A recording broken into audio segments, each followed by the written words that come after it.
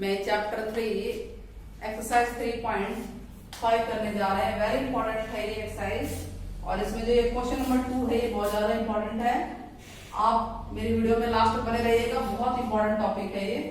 तो सबसे पहला क्वेश्चन है, क्वेश्चन क्या है? पहला question, which of the following pair, linear pair दे रखे हैं, दो रैखिक समीकरण है मेरे पास, दो करवाई, बाकी आप खुद कर लेंगे। इसको देखकर आपको बताना है इनमें से किसका यूनिक सॉल्यूशन है। यूनिक मतलब अद्वितीय हल है, हिंदी में अद्वितीय हल, ठीक है। किसका नो सॉल्यूशन है? नो सॉल्यूशन मतलब कोई हल नहीं, और इनफाइनाइट मैनी मतलब कई सारे हल है, अनंत हल है। तो ये तीन सिचुएशन है।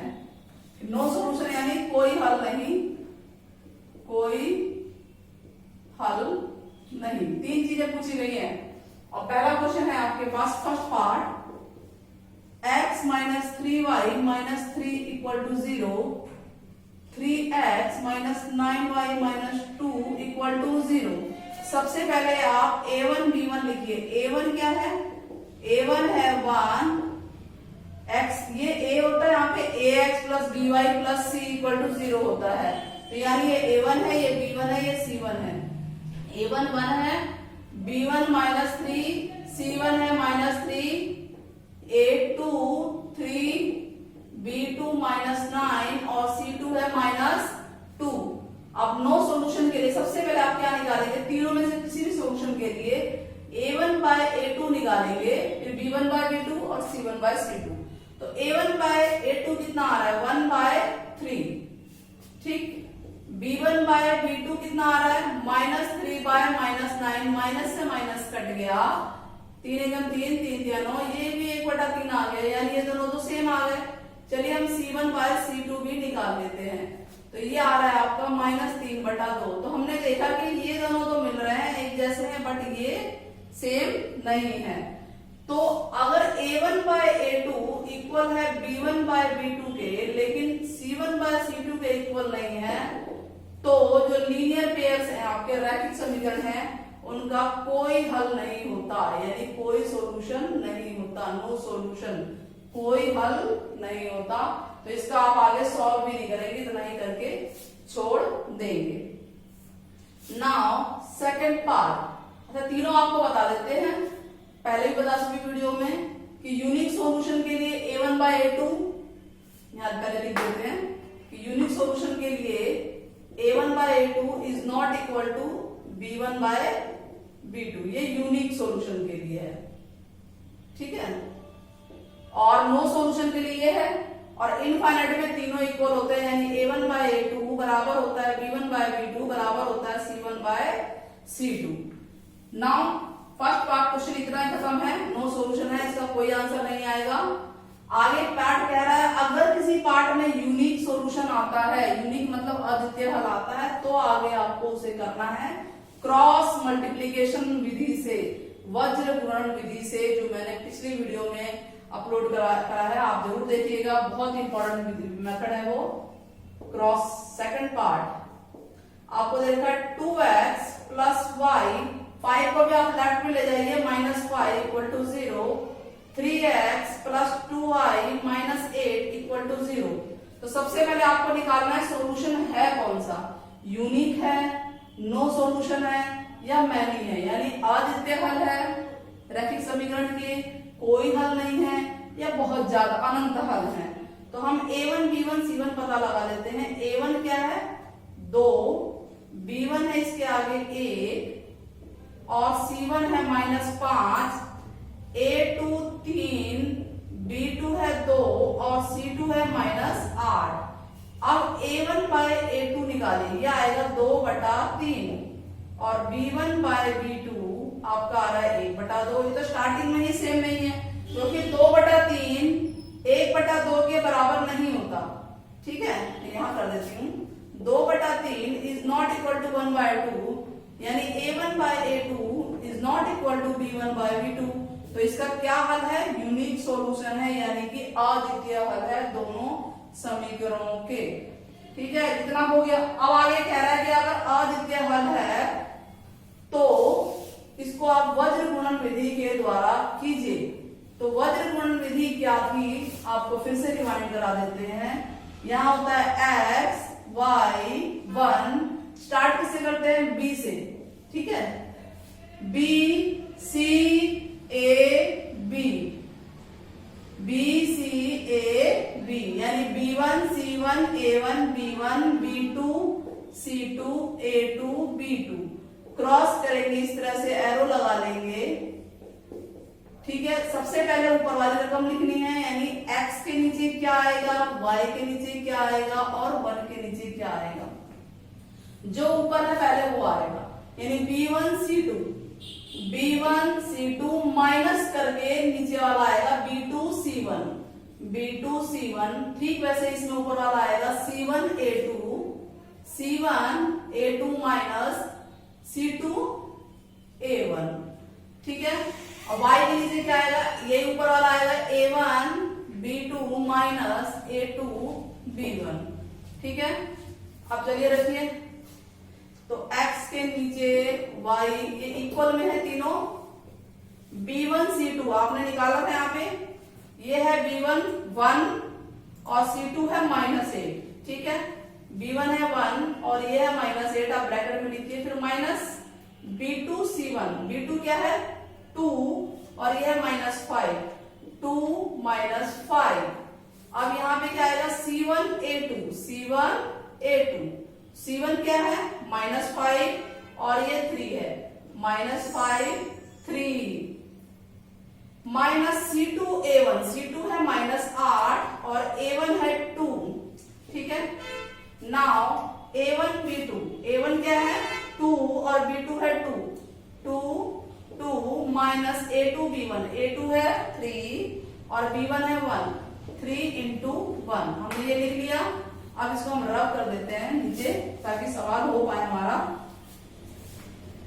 अब आप देखेंगे क्या आएगा, x अपॉन 8 एकम 8 माइनस का, और ये माइनस और माइनस क्या हो गया प्लस, थोड़ा बड़ा लिख देते हैं, 5 दूनी 10 इक्वल -15, 5 के 15 माइनस का, और ये माइनस और माइनस प्लस 8 दूनी 16 इक्वल 1 अपॉन 2 दूनी 4, यहाँ माइनस है और ये 3 आ गया। तो x अपॉन 10 में से 8 गए, प्लस और माइनस माइनस होता है, 10 में से 8 गए 2, ये बड़ी है, अपॉन 16 में से 15 गया 1, अपॉन 4 में से 3 गया 1। तो अब ये दो वैल्यू आएगी, x बटा 2 बराबर 1, ये बराबर भी 1 है और ये बराबर भी 1 है। तो x बराबर क्या आ जाएगा, 2 है जो भाग में, उधर जाके गुणा में हो जाएगा, यानी 1 गुणा 2 यानी 2 आ जाएगा, x इक्वल टू 2 आ गया। और y बटा 1 बराबर 1, तो यानी y बराबर 1 आ गया। तो x की वैल्यू 2 और y की वैल्यू 1 आपके आ गई वज्र गुणन विधि से ही। आप इसको बाकी 2 विधियों से भी करके देखना कि क्या ये उन विधियों से भी यही आंसर आ रहा है कि नहीं आ रहा है। और वेरीफाई करने का आसान तरीका है, x और y की वैल्यू यहाँ डाल दो, अगर 5 यानी राइट का आ जाता है तो समझ लिया आपका आंसर ठीक है, नहीं तो आप उसको दोबारा ट्राई कीजिए। क्वेश्चन नंबर 2 कह रहा है कि ये जो क्वेश्चन है पूरा नहीं लिखा मैंने, छोटा शॉर्टकट में लिखा है, आपको 2 लीनियर इक्वेशन रैखिक समीकरण दे रखे हैं और इनका इनफाइनाइट सॉल्यूशन है। इनफाइनाइट मतलब कि क्या है, इनफाइनाइट सॉल्यूशन का मतलब क्या होता है, अनंत हल है। क्या है, अनंत हल, ठीक है। और आपको a और b की वैल्यू निकालनी है। चलिए करते हैं। तो सबसे पहला क्वेश्चन कि दिया हुआ क्या है पहले पार्ट में, बहुत ही इंपॉर्टेंट है ये, इसको ध्यान से देखिएगा। 2x प्लस 3y, 7 को भी हम लेफ्ट में ले जाते हैं, -7 equal to 0, a minus B into X plus a plus B into Y, उस सारा इधर लेफ्ट में ले जाते हैं तो ये हो जाएगा -3a माइनस बी और प्लस का 2 इक्वल टू 0। यानी जब लेफ्ट में लेगा तो ये भी माइनस का हो गया, माइनस का हो गया और ये प्लस का हो गया। नाउ a1 b1 c1 लिख लेते हैं कि a1 क्या है आपके पास, a1 है जो x के पहले कोफिशिएंट है 2, b1 बताइए 3 और c1 है -7, a2 A2 A minus B है, B2 A प्लस बी है, आप चाहे तो इसको ब्रैकेट में ऐसे लिख सकते हैं। C2 आपका ये इतना बड़ा है, ये क्या लिखा है, ये -3A माइनस बी प्लस 2। ठीक है, अब आपको इनफाइनाइट सॉल्यूशन दिया हुआ है, फॉर इनफाइनाइट सॉल्यूशन यानी अनंत हल ये दे रखा है। अनंत हल के लिए होता क्या है बताइए, A1 बाय A2 अभी बताया था, B1 बाय B2 और C1 बाय C2 तीनों इक्वल होते हैं। ठीक है, यानी बहुत हल आएंगे, यानी ये बाय ये A1 बाय A2, A1 की वैल्यू रखिए 2 बटा A माइनस बी, ये हो गया A1 by A2, B1 by B2 3 बटा A प्लस बी और C1 by C2 -7 upon -3 A minus B plus 2। ठीक है, अब ये तीनों इक्वल में हम किसी को भी बराबर ले सकते हैं, दो कोई भी दो वैल्यू, चाहे तो आप ये दोनों बराबर लेके सॉल्व कर लीजिए, चाहे ये दोनों कर लो, चाहे ये दोनों कर लो, जो आपका मन करे सॉल्व करते हैं। पहले हम इन दोनों को ले लेते हैं, 2 upon A minus B equal to 3 upon A plus B, cross करेंगे तो ये क्या हो जाएगा, 2 into A plus B equal 3 into A minus B. ठीक है, गुणा कीजिए इसको, 2 एकम 2 मतलब 2A 2B 3A minus 3B, एक तरफ कर दीजिए सारा, 2A plus 2B minus 3A minus plus का 3B हो जाएगा, ये लेफ्ट में आएगा तो, और 3A में से 2A गया, माइनस का एक A आ गया ना, -3 में से -2 हो गया, -1 आता और A है, और ये दोनों प्लस के हैं, 3 और 2 5 हो गया, 5B हो गया। ये तो हो गया आपका फर्स्ट इक्वेशन। ऐसे सॉल्व करना है, ऐसे कर लो, जैसा मन करे वैसे करो।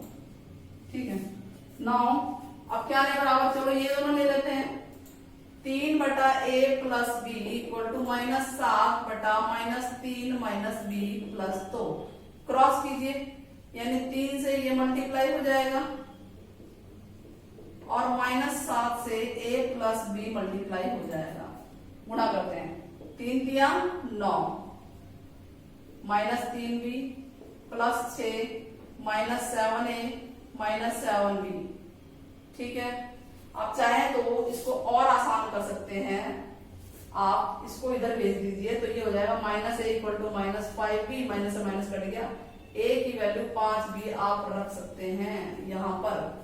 तो जहां जहां A दिख रहा है वहां 5B रख लेंगे अभी, फिलहाल A को एक तरफ करो, ठीक, A और B को एक तरफ कर दो, तो ये आपका हो जाएगा -9A, ये माइनस का हो जाएगा प्लस का 7A, फिर ये -3B, ये भी उधर चला गया प्लस का 7B, एक प्लस 6। मैंने A को एक साथ लिख दिया और B को एक साथ लिख दिया आसानी के लिए। 9 में से 7 गया 2A माइनस का, और इसमें से गया 4B प्लस 6 इक्वल टू 0 आ गया।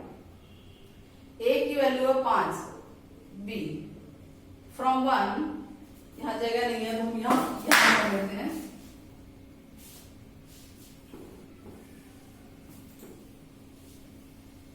इसको इतने को हम रफ कर देते हैं।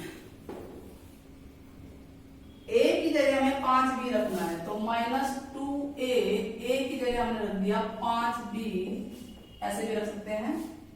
फिर क्या है यहाँ पे, +4B प्लस 6, तो ये हो गया 5 दूनी 10 plus 4B plus 6 equal to 0। 10 में से 4 गया 6, ये माइनस है तो माइनस का 6 आएगा, बड़ी जो है, तो 6 भी हो गया ये। ठीक है, और प्लस का 6 उधर भेज दो, माइनस से हो जाएगा, माइनस से माइनस कट गया, B इक्वल टू 6 बटा 6, B इक्वल टू 1 आ गया। तो आपका फ्रॉम 1 A क्या आएगा, A हो जाएगा 5 गुणा में 1, तो A इक्वल टू 5 आ गया। A 5 है और B 1 है, ये आपका आंसर है किसके लिए, इनफाइनाइट सॉल्यूशन के लिए, अनंत हल के लिए। ठीक है, नाउ नेक्स्ट क्वेश्चन ले लेते हैं, ये नो सॉल्यूशन पे ले लेते हैं कि कोई हल नहीं है, अलग अलग टाइप के कर लेते हैं हम लोग। नो सॉल्यूशन, इसको हम रफ कर देते हैं।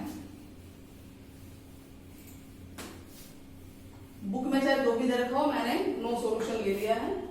सेकंड पार्ट यूनिक के लिए आपको पता है a1 by a2 is not equal to b1 by b2 है, तो ये आपका आ गया 3x plus 1y minus 1 equal to 0, 1 लगा देते हैं। 2k minus 1 into X plus k minus 1 into Y minus 2k minus 1 equal to 0। सबसे पहले a1 लिखिए, क्या है, a1 है 3, ये a1 b1 c1, a1 3 है, b1 1 और c1 है माइनस 1, a2 है 2k माइनस 1, b2 है k माइनस 1 और c2 है माइनस 2k माइनस 1। ठीक है, अब आपको निकालना है, क्या बोल रहा है, no solution, for no solution, कोई हल नहीं, कोई हल नहीं है इसका मतलब।